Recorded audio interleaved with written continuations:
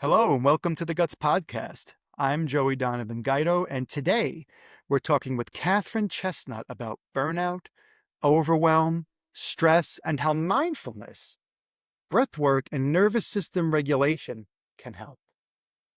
Katherine is an author and coach who helps people who have been holding it together for too long stop running on empty and build calm confidence for real life.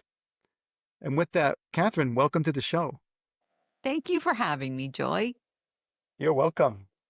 So, as we discussed a little bit before the show, I've got a bunch of questions for you. The first one I want to kind of touch upon is that calm confidence that I mentioned in the intro. And when you talk about calm confidence for real life, what does that actually mean? And how is it different from just being calm or just being confident? Well, and it's interesting. We did talk a little bit before we got on here, and that we have similar backgrounds and spent many years in corporate America. So totally come from that place. And confidence by itself can sometimes feel aggressive or even performative. Like we have to put on this persona of confidence, and that doesn't always feel good. And Mm. being calm all by itself can also become passive at times. So when I talk about calm confidence, that's really regulated power. It's the ability to walk into a meeting or a hard conversation or even a conflict and not lose yourself, right? Your heart rate might rise, your anxiety might rise, but you don't lose your center. It's not that we're pretending that nothing affects us. It's just knowing that you can handle whatever it comes up, and it's really different from that surface level composure that sometimes we feel like we have to put on. When we're regulated, it's so much easier to come from that place of power that is calm and safe for everybody around you. Yeah, I love that. And that reminds me a lot of the work I do. And I mean, there are different words for it, right? Like being grounded or being in consciousness or being in that place of mindfulness. But it makes a lot of sense because if it's just confidence, it's, it's like a mask, right? But if we have that calm with it, there's, there's something that comes with that calmness that kind of helps emanate a different kind of confidence that isn't ego driven, is kind of what I'm getting from you. Yes. Yes, and you're not putting on, like you said, a Mm-hmm. mask or, it's like, you have a power suit, right? Or a power tie, and you're Mm-hmm. going into a meeting and you're like, that can be sometimes part of our armor, Mm-hmm. and putting on that emotional armor can be exhausting. And so that's how confidence can become kind of performative or aggressive because you're exhausted and you're tired, but you feel like you have to put on this really strong front. But if we're calm in that place, we don't have to. Yeah, I might be putting on my power suit, but I'm not putting on the whole thing all over me, if Mm-hmm. that makes sense. It does make sense. It actually makes me think of Ram Dass, who was one of my teachers, and he talks about the heart and putting armor around the heart So it's a little different, but it has a similar feeling for me because he talks about if that armor is up, if you get into that habit of it being there, then you're closed off. And I see this happen with myself sometimes, especially once I became a caregiver, because to your point, if you're going into a meeting or if you're in a situation that's uncomfortable, that armor kind of creates this separation from the self, from the situation. But then sometimes we forget to take the armor off, and then we're disconnected from everybody and everything. And ourselves. Yes. Yes. I've been doing this work for years, and I still catch myself like, wow, I am really armored up right now. Yeah. And Yeah, I feel like it's almost something we've been taught, kind of hammered into us, this certain behaviors we're supposed absolutely. to have. Yeah, no, absolutely. Totally agree that we are taught that that we need to come across as very confident in order to be taken seriously. And as a, young woman, when I was first starting my career, I felt like I had to be more, put on that mask Mm, all the time in order to be taken seriously. mhm. And again, exhausting. Yeah. Hmm. So yeah, just with that regulated power that you mentioned earlier, can you give us an example of like how you might work with somebody who's experiencing this masking or kind of this confidence without the calm? What might be a way that helps them step into this regulated power?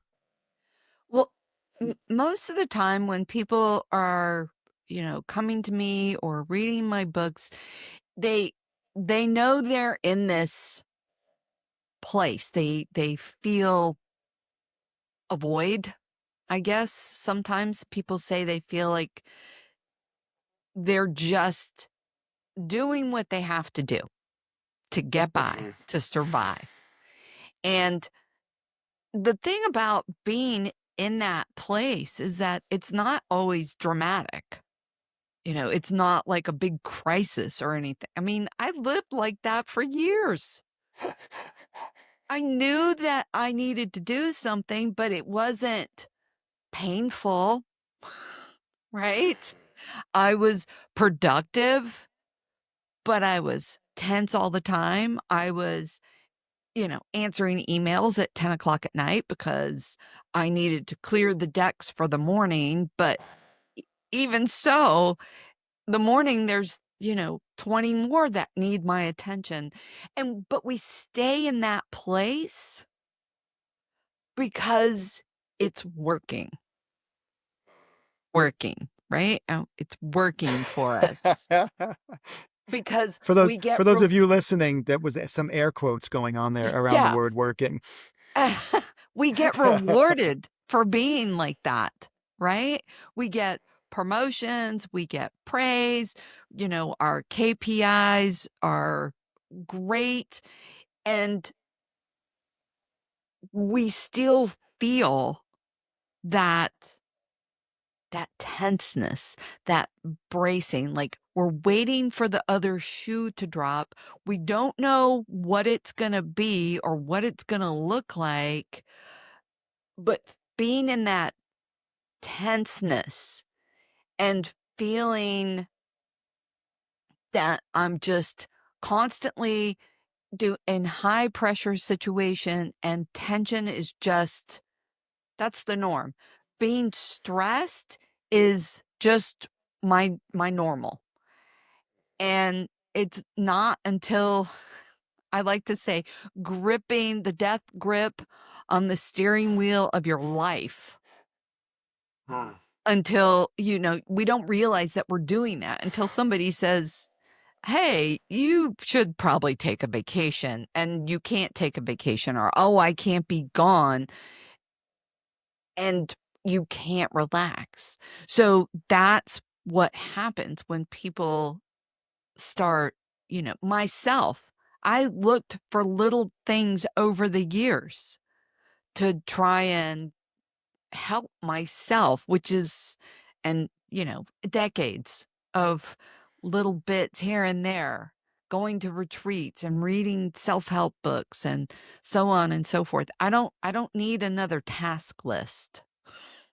That was that was the other thing is just I can't I can't task list my way to being calm and Mhm. letting go. And that doesn't mean I have to blow everything up. It just means that I have to find small ways to help myself. And that's really where the bulk of my work resides is is the little things. It's finding those little gaps of moments that we Mhm. can take a breath and reconnect with ourselves. Yeah. Yeah, that's very well said. That's something I experience even though I run two businesses. I run a coaching business and I run a marketing firm. And so I'm the boss. So, whether I work or not is up to me, but there's a lot happening and I think this is true for a lot of people between my two businesses and being a caregiver for my wife and then just regular life stuff and work stuff that I feel like there's there's this constant mental chatter and what Eckhart Tolle calls the ego or the pain body, it might be, depending on the situation, kind of talking to us. Worry about this, worry about that. Oh, there's this. Oh, this is next. And that task list is probably the worst thing. So I'm glad that you are working with people to help them kind of unravel that and not use it. Because when it comes to mental health, when it comes to mindfulness, if there's a task list in place, it's just another thing to do. Yes. And so it just kind of tightens the spring even more. And I love what you said about these small moments. And I think, in the work I do, I have a very similar approach. It's like, okay, I can't just retire now. I need the income to take care of my sons and my wife and the bills, right? So what can I do? And a lot of times it's about learning what to say no to and setting up boundaries, and not only boundaries with the outside world and people but boundaries within myself. So if I say, okay, I'm going to meditate and exercise every morning, that I'm not breaking my own agreement with myself when no one's even asking me to.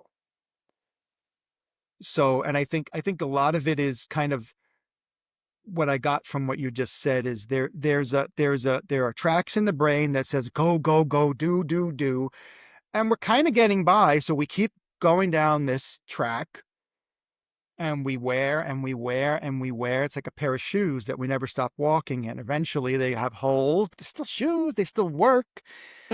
But those little moments for a breath, for a walk, they help reset and connect with that calm that you talked about. So it might not wash away all the tension and the stress, but it helps metabolize some of it, right? And I think that's one of the biggest things that I was surprised and somewhat disappointed about when I started this work. It's like it doesn't mean everything goes away when you become mindful. Yeah. It means you make space for more than the stuff that's challenging you. That is a great way to put it. That is such a great way to put it. It's interesting because people will also come to me and they're like, "Well, I don't have time to," right? You can't planner your way out of stress, right? You can't just and again, like you said, it just becomes another chore if you say, "Oh, I have to do this," right? And even if nobody else knows that you're trying to do it, you know. And so I always tell people, just start wherever you are. You don't have to go to the high Himalayas on a silent retreat for a month. I mean, sure, that would be nice, but Mm, who can go do that? You have to start where you are, and it's it's interesting, eh, when I first I used to go wait for my daughter after school to take her to choir or practice, because again, more tasks, more things to do, more responsibilities, taking care of your family. And I used to sit and wait in the car and do Duolingo or, check email or whatever. And then I started taking that, those few minutes, that gap, right? When I say there's a gap, I have a little gap right here. And I would do a body scan, or I would do some breath work, or I would listen to a guided meditation. And it doesn't happen overnight. That's the other thing. Is like yeah. you're not gonna and everybody's experience is different. I just want to add that, but my experience was I was it took a long time for me to actually notice that I was calmer when things got crazy. And, things are gonna go sideways sometimes. But, well, I mean, they just do, right? Yeah. It's just life. And instead of reacting, I could respond from that place of calm. But it took a while for me to actually have that awareness that, "Oh, hey, I'm responding differently than I used to." And it felt better for me, Mhm. but I also noticed that the people around me were more relaxed because I wasn't going to freak out because, you know, something happened. So finding those little gaps, like I used to travel a lot for work. And finding a little quiet corner at an airport while waiting, or even just listening to a guided meditation as I'm making my way through the airport, with my noise canceling headset on and just finding that just taking advantage of that little moment to take care of me. And like I said, it took time, but the other thing I noticed is that the more you do it, the more you want to do it, and the more you find time. It's also I find the time in between tasks. So I'll finish a project or, a task that I need to do, and then I'll get up from my desk and maybe I have time to go for a short walk outside and breathe. I'm not listening to music and I'm, again, trying not to think about all the things that I need to do when I get back, but be very present. And again, just making space, making the space, but just allowing it. We're just allowing the calm to find us over time. Mm. Yeah. Yeah. And you've just said so many great things. So just one thing that came up for me, one of the last things that came up for me was when you talked about trying not to have that mental list of stuff to do's when you get back. And I was recently working with a group and that came up. because we were talking about meditation, and there seems to be this really pigeonholed definition for a lot of people of what meditation or mindfulness is. And it's like, okay, I've got to be in my meditation room with my candle going and my binaural beats, and I can't think about anything. And I've got to sit cross-legged, even though it's uncomfortable. And it's like, and it's what I've learned is that, okay, though, if those thoughts come up, that to-do list comes up, that's okay. Just let that be part of that mindfulness moment while you're out for that walk. And we have a choice when those tasks come to mind. They're there whether we want them or not. Yep. So we can just kind of resist them and totally blow up our walk and our mindfulness for those few minutes, or we can just be like, okay, I'm just going to accept this as best I can, because maybe I can't. Accept it fully, and even like what that mindfulness practice, what that breath work looks like to people. I love what you said about meeting yourself where you are. And really what I got from that was letting go of an expectation of, okay, like for me, I still catch myself, oh, I didn't respond in that situation like Eckhart Tolle would, because he's always calm. In my mind, he's always calm, right? But I don't live with him. I don't really know. And then that negative self-talk comes, and then we've got to catch that. So, but For me, it's so I had a misperception about meditation for years. And for years I tried to do it. And I thought, oh, I'm such a failure. I have to sit a certain way and it's uncomfortable and I have to empty my mind. Well, so first off, our brains are not designed to be empty ever. They're just not. Our minds are built to be scanning for threats, whether it's a saber-toothed tiger from, you know, hundreds of, tens of thousands of years ago, or, my boss walking in the room, or, you know, my kid breaking something, or you know what I'm saying? Our brains are designed to think that way and to be scanning and searching and solving problems. I mean, it's just a computer. It's solving problems all the time. And if there's not one right in front of me, I'm going to go look for one, right? That's what it's doing.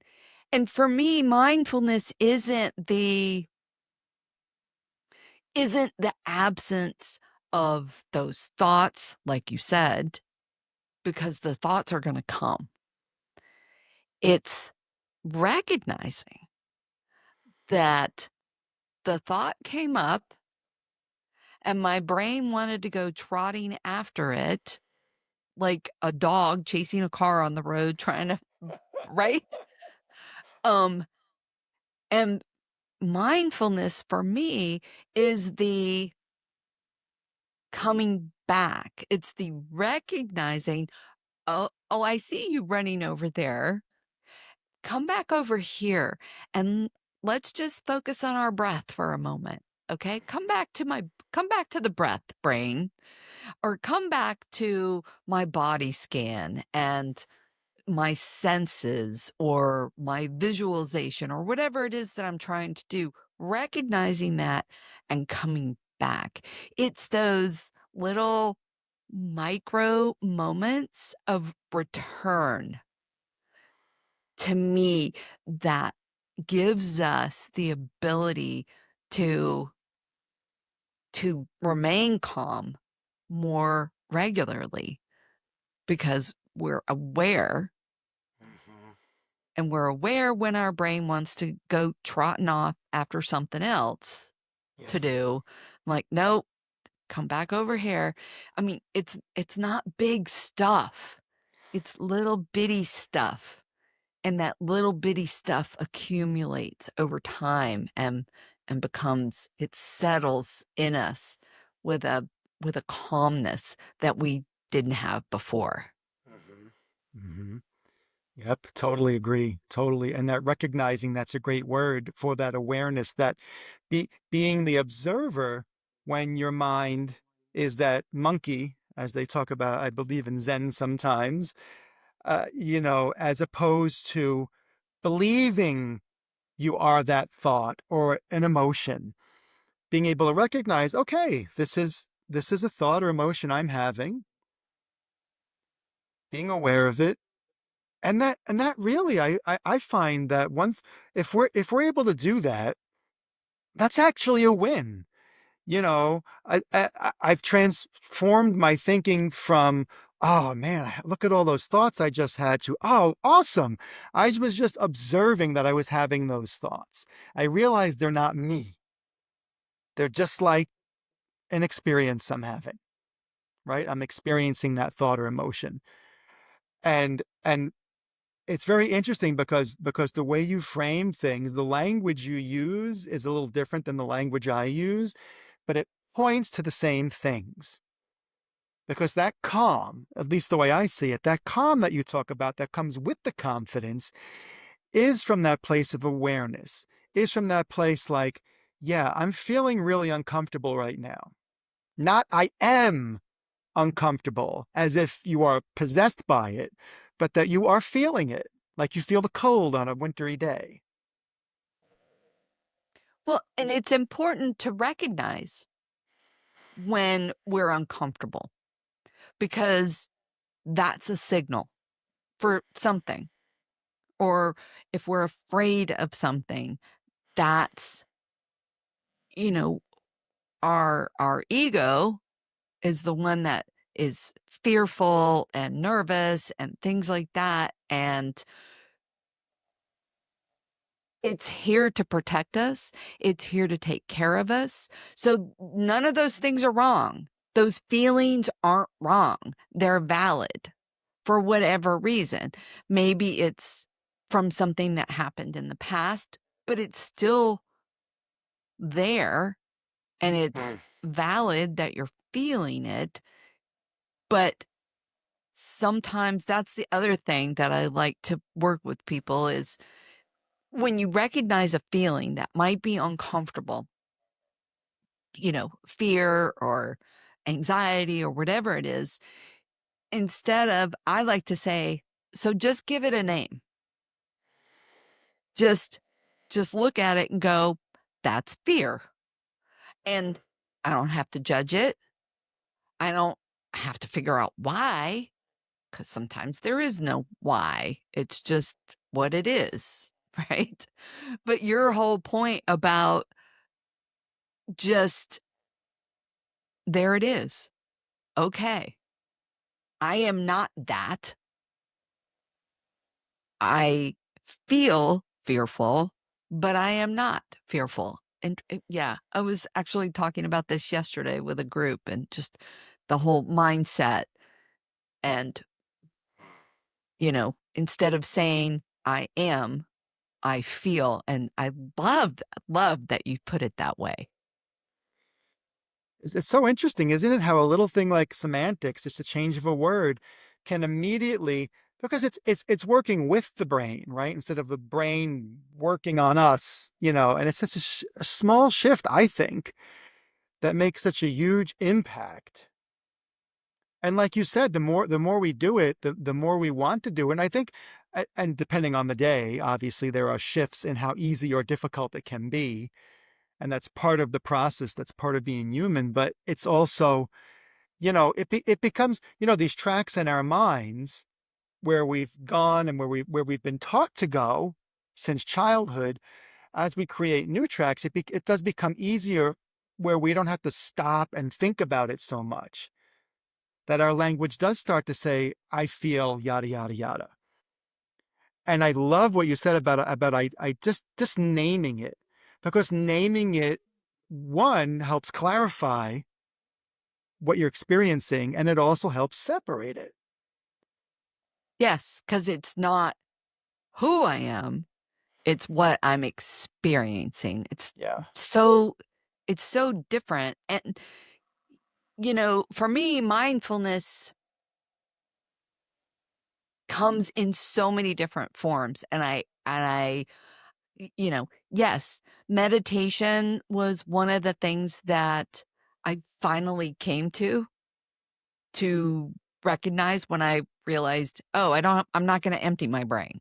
That's that's not going to happen. Um, and I found that guided meditations really worked for me. Hmm. Um, and that was my inspiration for becoming a meditation teacher because I was at the time, and you were saying 8 years ago, things changed for you 8 years ago. Things changed for me. I was uh, leaving an emotionally abusive marriage to a covert narcissist. And I had to reconnect with myself and relearn many things I had learned years previously, but hadn't been doing. And one of the things was journaling. And I call it mindful journaling now, but we didn't call it what there are lots of things that are mindful that we did not call mindfulness Yeah. way back in the day. And I say way back, a decade ago or whatever. But I used to journal. I'm sure there are lots of people that are listening that journal. And I used to journal and I would write down the same stuff all the time. And it was all the scripts that we have in our brains about how things are. And there were a lot of shoulds in there and a lot of judgment in there. Oh, I should feel this way, or I should do this and I should do that. And when I learned the way that I journal now, it's so much more authentic and it cuts through all the crap, all the garbage, gets right past no more ego nonsense and gets at what my inner voice, which is usually like trying to get our attention, but not nearly as loud and obnoxious as our ego.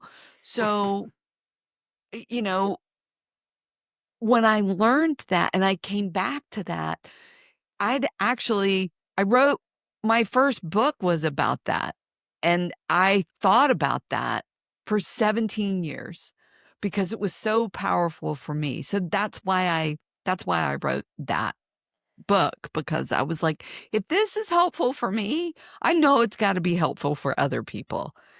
And you know, the term mindfulness as I got more involved in meditation and journaling and breath work and all those little small practices, it became another tool in my quiver, I guess we could say, in my toolbox, um, for me to reconnect and get grounded, however you wanna say it, with what was true for my experience and to actually listen to what I was experiencing instead of telling myself, "Oh, but you shouldn't feel that way."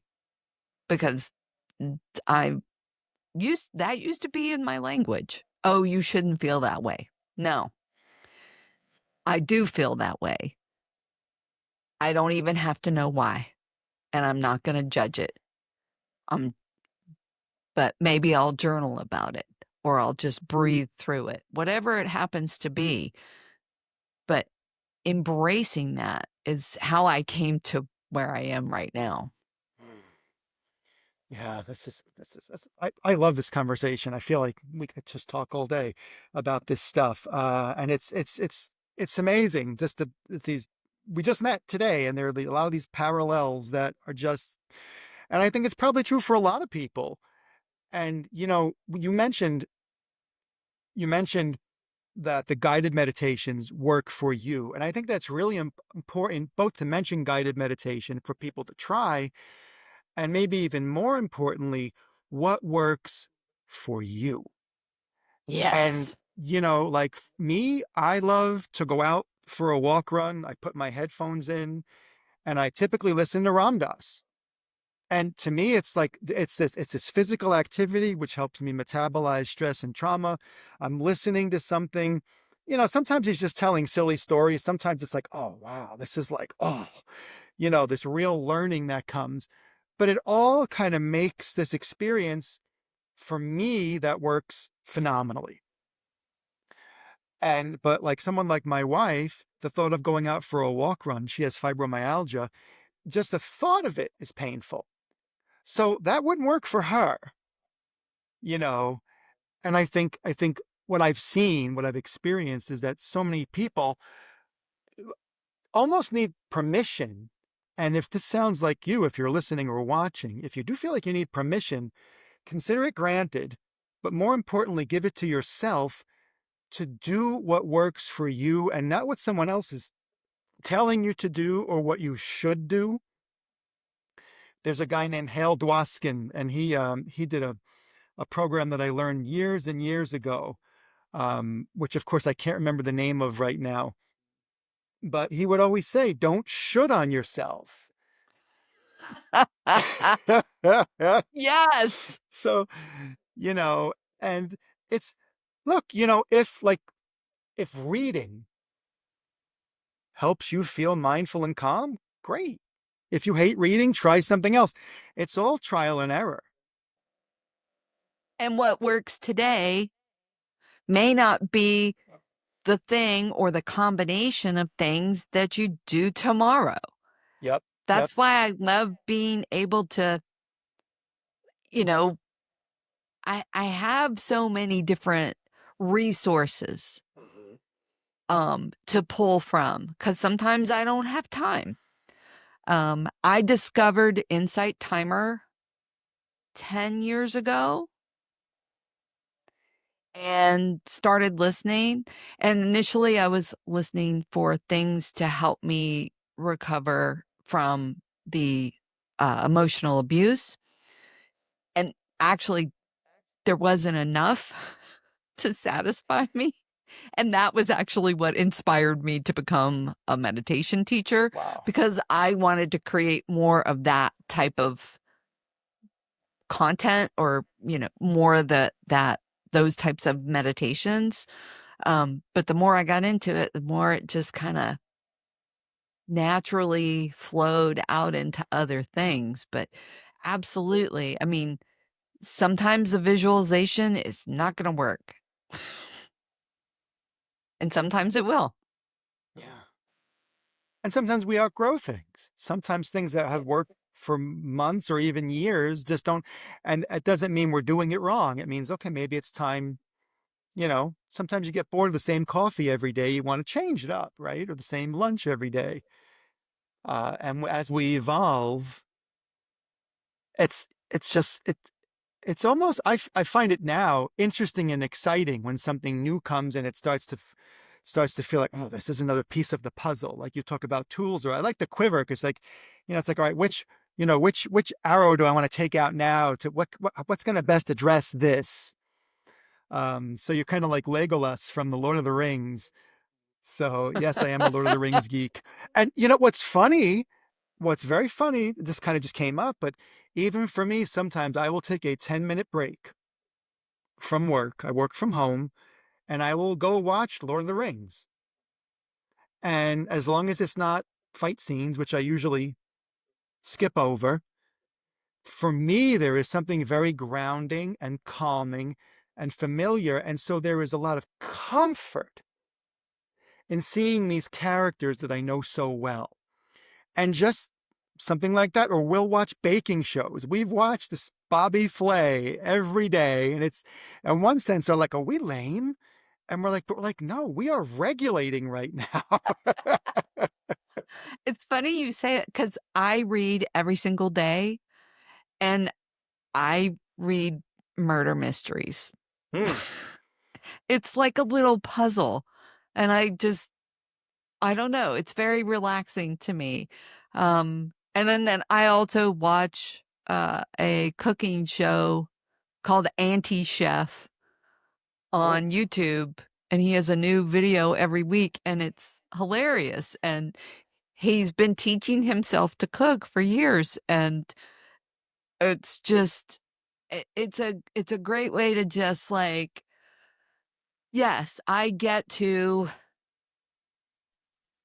if there's too much of it, right, that could be considered avoiding stuff, but Hmm. every once in a I'm just like, "Ah, okay, I'm gonna relax and laugh and enjoy this," or my brain gets to puzzle over this little mystery puzzle over the next week or 2 as I'm reading.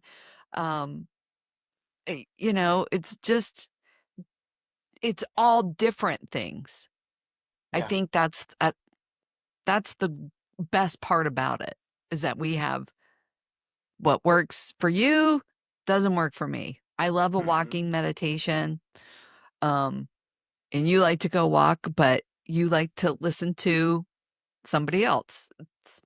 Who cares? Yep. Everybody's different, and I love that we have so much at our fingertips to try every day. Yeah. Yep. Thank goodness. Thank the universe. Question about something we've talked about a few times, which is breath. Mm. So, is there a somewhat low-hanging fruit or easy breath work technique that you can share? So, if someone is aware, in awareness that like, oh gosh, I'm really feeling tense or stressed or afraid, like that they could practice even if they're on the line at Target. Yeah. There have been times where, especially, when I was at the beginning of my, recovery, I would get triggered by something, and I own a couple businesses too, and I can't, like, have a breakdown in the middle of my business. So, or I might be in a meeting, and I'll just say, "I'll be right back," and I'll go to the ladies' room, and I will listen to a breath or a short meditation that might be 2 minutes long, or if I have a little bit longer, 4 or 5 minutes, and I'll just breathe, but breath is so magical. I and there's so many different techniques. I actually do a live breathwork session every Sunday morning at 9:30 Eastern every single week, and every week we practice a different technique because I forget some of the ones that I learned, 5, 6 years ago, and I have this list and I go, "What are we gonna do this week?" Kinda thing. But for me, kinda my go-to when I get into a situation that's really stressful or, you know, uh, painful and, physically painful or emotionally painful, I will go to the 478. That's where it's just I don't even think about it. It just happens.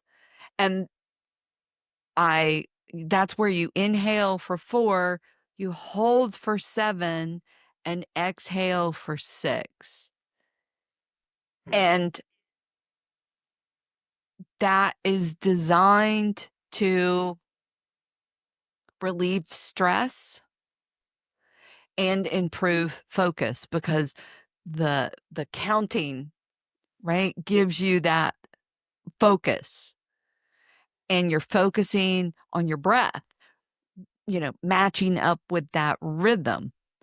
So it gets you really grounded really quickly and can just like just relax. Now, that's mine.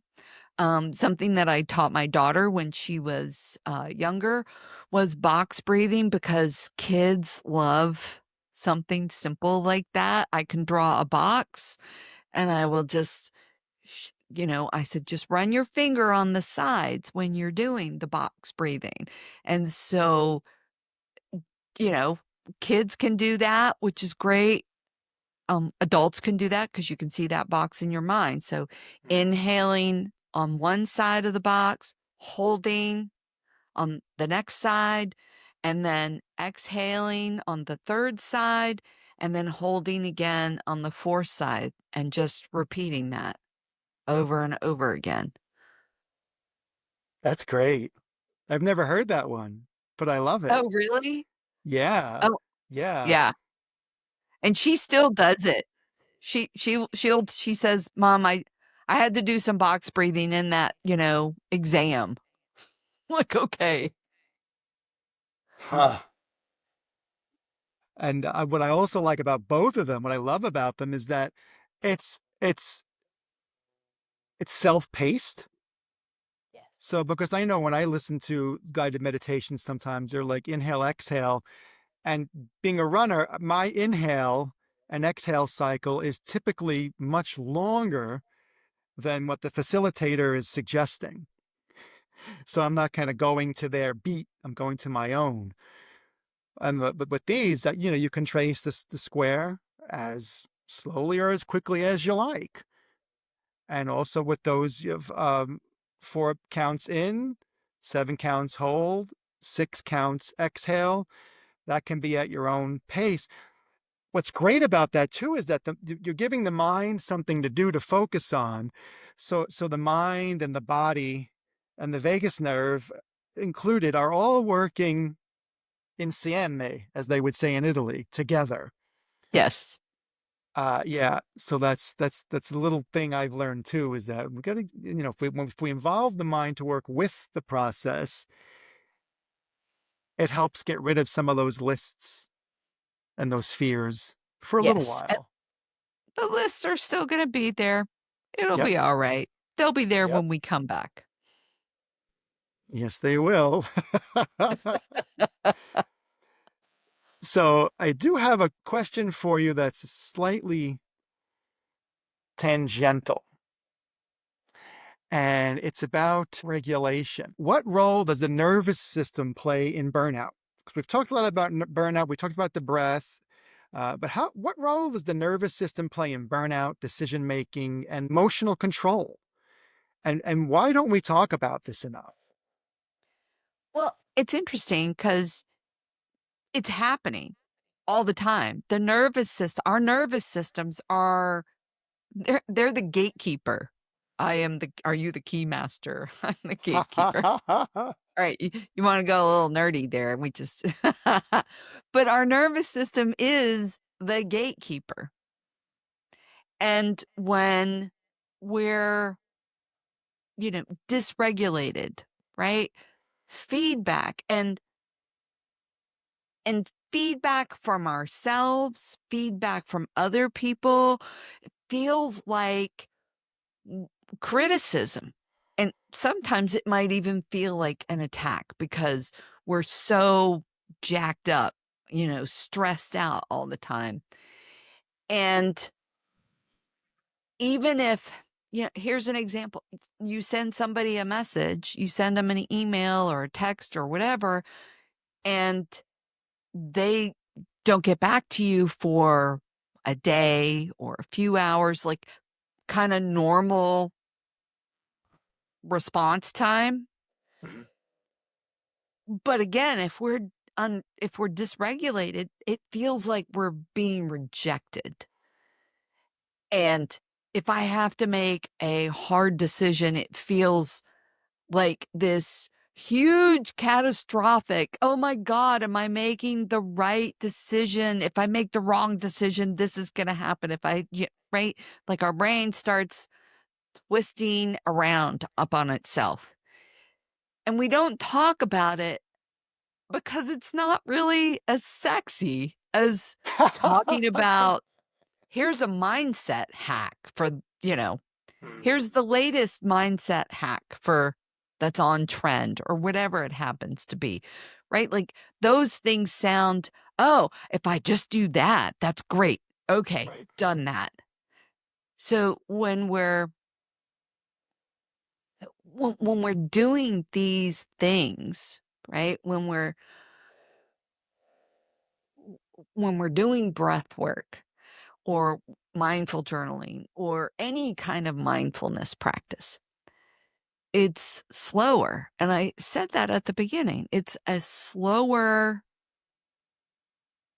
I don't wanna say fix, but the changes come slower because it takes a while for our nervous system to embody and integrate what we're doing because we're asking our nervous system to feel. So, once you understand that having our nervous system be regulated is the beginning of having more clarity, and you mentioned that earlier. Once we understand that if we're regulated, things are clearer and things become just everything starts to change, and making choices feels safer. And that's what our nervous system is trying to do is to keep us safe, but we have to train it. And again, that sounds maybe a little harsh. We have to give it permission to feel safer in a different way. Yeah. It's I didn't find it that it sounded harsh. I would agree with you because it's or maybe even like retraining too. And it's something that going back to Stephen Porges and the polyvagal theory is something he talks about as well.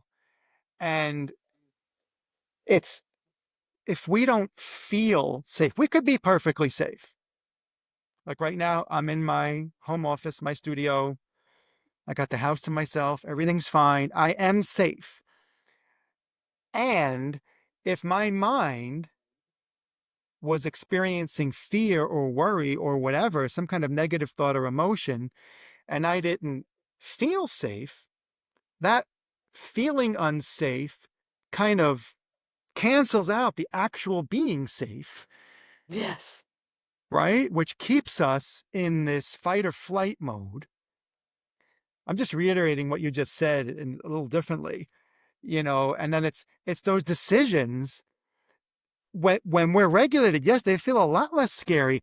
And for me, they feel a lot more easy to make because all of my cognitive function isn't stuck in the limbic mode with my frontal lobe sitting there kind of, frozen. So how can I make a decision if I'm freaking out? Yes. And one of the things I still find challenging is as much as I regulate myself, I still feel burnt out. I still get to a point in the day where, and this is normal for those of you listening, if it happens to you, for us to, when we get tired, it gets harder to do all this stuff. And that egoic part of our brain, the thoughts, they can start to get louder and louder as we feel more fatigued. So, like for me now, I just try to step back and, like you said, realize it, recognize it, and just observe it and be like, okay, maybe I need to stop now, whatever it is I'm doing right now. It happens to all of us all the time. And sometimes I can't step back completely, like I said. Sometimes I have to, I'll be right back, you know, go go find a corner or a place where I can be for 5 minutes and bring myself back to center and grounded, whether that be through breath or whatever. It doesn't matter. So that I can come back and be like, okay, I can I can deal with this for right now. Yeah. It's interesting. I was in a group yesterday. We were talking about words that we identify with, and what are the words. Make a list of the words that you identify with. So one of mine is badass. I have a friend, she has, we both have a bracelet that has the term badass in Morse code that Okay, I wear awesome. every day for years. But what's the other thing is my other word, I'm keeping that word. And what's the word that the identifier that I want to give away? Overwhelm. Because I will let myself go there if I don't feel like I can manage everything that I need to do. So I've been doing something different for the last couple months that's allowing me to let go of that. And instead of, again, you were saying language is so powerful. I feel so overwhelmed. No, stop. Stop. Because if I'm saying it, yes, I'm going to be it. So that's the word. I'm like, "Nope, done with that." Now, it's sometimes easier said than done, but Mhm. again, that awareness, those little micro returns, that's the to me, that's the key. It's that little bitty, like, I might not have said, "I feel overwhelmed," but I'm allowing myself, and I'm like, "Okay, what's going on?" I'm a I'm gonna name it, and now I'm gonna step back, and I'm gonna come back. It's again, those little bitty, teeny tiny returns over and over and over again. Those are the things that allow when you were talking about the nervous system, that allow the nervous system to feel safe. I like badass, by the way. I think that's a really good one, especially for you, obviously. And it brings up a great thing how one word or phrase, if it works for you, if it helps kind of evoke a certain mindset or emotional standpoint or feeling, they can really be powerful without a lot of work. And we can say it to ourselves inside because like if there's a moment where we can't step out of a situation, nobody knows if unless they're mind readers what we're thinking. And what one of mine that I learned from Ram Dass is I choose love. And when I'm in a situation where I am feeling fear and I'm aware of it, and I actually see in my mind's eye, or I actually lift up my hands and I say, okay, fear is in this hand and love is in this hand. I choose love. And the fear might still be there sometimes, but that's kind of like a reframe, like a focus on a camera. And all of a sudden, I'm breathing differently. There's different chemicals entering my bloodstream.